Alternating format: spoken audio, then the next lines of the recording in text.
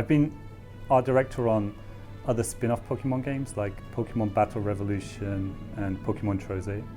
I was working on a different project and they were beginning development on what would become Sword and Shield.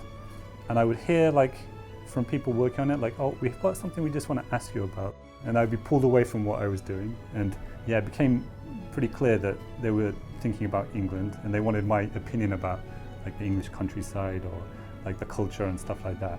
And then I started hearing it'd be really good if you could come onto this project at some point.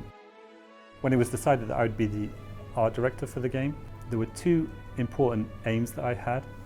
One was to convey the beauty and the appeal of the UK. Because for people in the UK, we don't really like to talk too much about the really positive and the beautiful aspects of the country. And I live in Japan, and every time I go back, I can see, oh, this is really pretty, or this is really a beautiful view. And I really wanted to convey that in these games.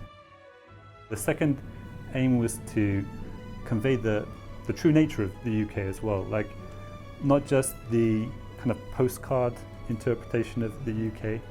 It's good to have those landmarks and kind of get a feeling of similarity, but I also wanted to convey the small details that people who come from the UK or people who visited the UK a lot, they can look at them and feel really familiar. And it doesn't feel like kind of a rough interpretation, more like something that is very true to the details of the UK. That was really important to me. For example, the signboards on the route, the first drafts that I got looked very kind of medieval or kind of fantasy kind of style signboards, but I asked them to revise that to get it closer to how it actually is in the UK. And those kind of small details, I think, kind of create a sense of familiarity for people who live there or visit there. We tried to create a lot of variety in the region as well. It is based on the UK, but there are more colourful locations as well within the game to create a sense of adventure. So it's like an exaggerated version of the UK. Yeah, it is. It's exaggerated. Okay, so that's just more fun. Yeah, more fun, exactly.